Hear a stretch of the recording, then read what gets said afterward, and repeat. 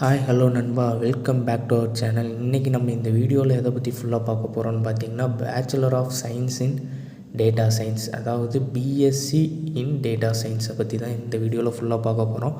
அதில் என்னென்னலாம் பார்க்கலான்னு பார்த்தீங்கன்னா, எலிஜிபிலிட்டி பார்ப்போம். அதுக்கப்புறம் உங்களுக்கு எலிஜிபிலிட்டிக்கு அப்புறம் ஃபீஸ் ஸ்ட்ரக்சர் எவ்வளோ இருக்குங்கிறத பார்ப்போம். அதுக்கப்புறம் ஒவ்வொரு செமஸ்டரில் என்னென்ன சப்ஜெக்ட் வருங்கிறதையும் ஃபுல்லாக பார்ப்போம். அதுக்கப்புறம் நீங்கள் இந்த கோர்ஸை முடித்ததுக்கப்புறம் என்ன ஜாப் ரோலுக்கு போவீங்க, அதுக்கு எவ்வளோ சேலரி கொடுப்பாங்க, இந்த மாதிரி ஃபுல் டீட்டெயில்ஸை தான் இந்த வீடியோவில் நம்ம பார்க்க போகிறோம். அதுக்கு முன்னாடி நம்ம சேனலை இன்னும் நீங்கள் சப்ஸ்கிரைப் பண்ணலைன்னா பண்ணிக்கோங்க. அப்படின்னா தான் நாங்கள் போடுற வீடியோ உங்களை வந்து சேரும்.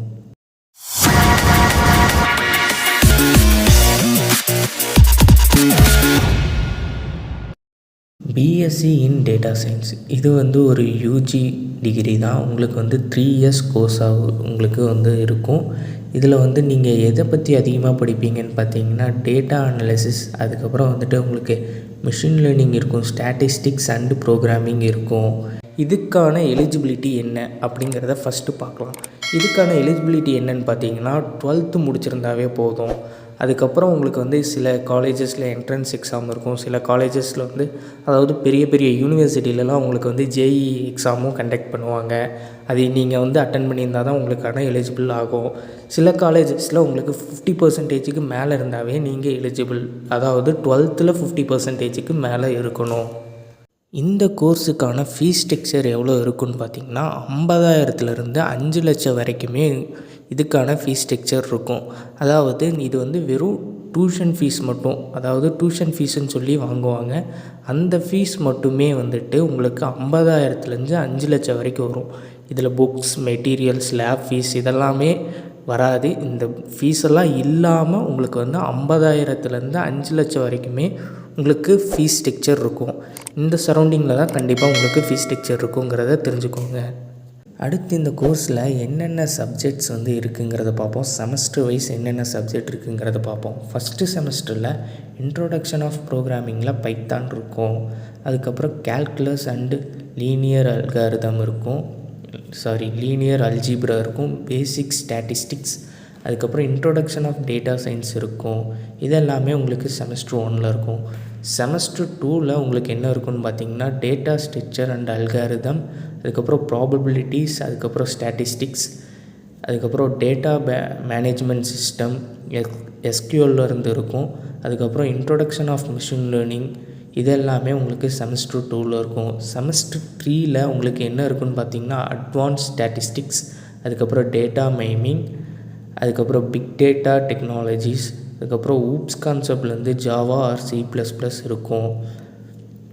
அதுக்கப்புறம் செமஸ்டர் 4ல் உங்களுக்கு என்ன இருக்குன்னு பார்த்தீங்கன்னா, மிஷின் லேர்னிங் அல்காரிதம் இருக்கும். அதுக்கப்புறம் வந்துட்டு உங்களுக்கு டைம் சீரீஸ் அனாலிசிஸ், அதுக்கப்புறம் வந்து க்ளவுட் கம்ப்யூட்டிங், டேட்டா வேர்ஹவுசிங், இதெல்லாமே 4th செமஸ்டரில் இருக்கும். அடுத்து 5th செமஸ்டரில் உங்களுக்கு என்ன இருக்குன்னு பார்த்தீங்கன்னா, ஏஐ இருக்கும், அதுக்கப்புறம் NLP இருக்கும், டீப் லேர்னிங் இருக்கும், அதுக்கப்புறம் வந்துட்டு உங்களுக்கு டேட்டா எத்திக்ஸ் அண்டு ப்ரைவசி, இது எல்லாமே உங்களுக்கு செமஸ்டர் 5ல் இருக்கும். செமஸ்டர் 6ல் உங்களுக்கு என்ன இருக்குன்னு பார்த்தீங்கன்னா, இண்டஸ்ட்ரி இன்டர்ன்ஷிப், ஏதாச்சும் ஒரு இன்டர்ன்ஷிப் நீங்கள் போகிற மாதிரி இருக்கும். அதுக்கப்புறம் ரிசர்ச் மெத்தடாலஜி, இதெல்லாமே உங்களுக்கு வந்து செமஸ்டர் 6ல் வந்து இருக்கும். செமஸ்டர் 6ல் நீங்கள் ஒரு ப்ராஜெக்ட்டும் சப்மிட் பண்ணுற மாதிரி இருக்கும். நம்ம இந்த கோர்ஸ் எல்லாம் படிக்கிறது எதுக்காகன்னு பார்த்தீங்கன்னா, ஒரு ஜாபில் சேர்ந்து நம்ம சேல்ரி வாங்குறதுக்காக மட்டும்தான். அதனால் இந்த கோர்ஸை படித்தா உங்களுக்கு எங்கெங்கெல்லாம் ஜாப் வந்து கிடைக்கும்னு பார்த்தீங்கன்னா, டேட்டா சயின்டிஸ்ட் ஆகலாம், அதுக்கப்புறம் டேட்டா அனலிஸ்ட் ஆகலாம், அதுக்கப்புறம் மிஷின் லேர்னிங் இன்ஜினியர் ஆகலாம், பிஸ்னஸ் அனலிஸ்ட் ஆகலாம், டேட்டா இன்ஜினியர் ஆகலாம், ஸ்டாட்டிஸ்டிக்ஸ் அனலிஸ்ட் ஆகலாம். இந்த மாதிரி உங்களுக்கு வந்துட்டு எல்லா ரோல்லேயும் உங்களுக்கு ஜாப்ஸ் வந்து அவைலபிளாக இருக்கும். அதுக்கப்புறம் உங்களுக்கு வந்துட்டு எவ்வளோ சேல்ரி இதில் வரும்னு பார்த்தீங்கன்னா, உங்களுக்கு 4 lakhsலேருந்து 8 lakhs வரைக்கும் உங்களுக்கு ஃப்ரெஷராகவே உங்களுக்கு கிடைக்கும். ஃப்ரெஷராக இருக்கும்போதே 4 lakhsலேருந்து 8 lakhs per annumக்கு உங்களுக்கு கிடைக்கிறதுக்கான நிறைய வாய்ப்பு இருக்குது.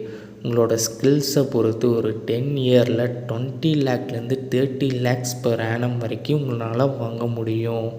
இந்த வீடியோ உங்களுக்கு யூஸ்ஃபுல்லாக இருந்திருக்குங்கிறத நான் நம்புகிறேன். இந்த வீடியோ உங்களுக்கு யூஸ்ஃபுல்லாக இருந்துச்சுன்னா ஒரு லைக் பட்டனை மட்டும் தட்டி விட்ருங்க. அதுக்கப்புறம் உங்களுக்கு இந்த கோர்ஸை பற்றி வேறு ஏதாச்சும் டவுட் இருந்துச்சுனாலும் கமெண்ட் செக்ஷன் சொல்லுங்கள். உங்களுக்கு வேறு ஏதாச்சும் கோர்ஸை பற்றி டீட்டெயில்ஸ் வேணுனாலும் நம்ம கமெண்ட் செக்ஷனில் சொன்னிங்கன்னா நாங்கள் அந்த வீடியோவை போடுறதுக்கு ட்ரை பண்ணுறோம். மறக்காமல் நம்ம சேனலையும் சப்ஸ்கிரைப் பண்ணி வச்சுக்கோங்க. அப்போனா தான் நாங்கள் அடுத்தடுத்து போடுற வீடியோ வந்து உங்களை வந்து ஈஸியாக சேரும். Thank you and bye.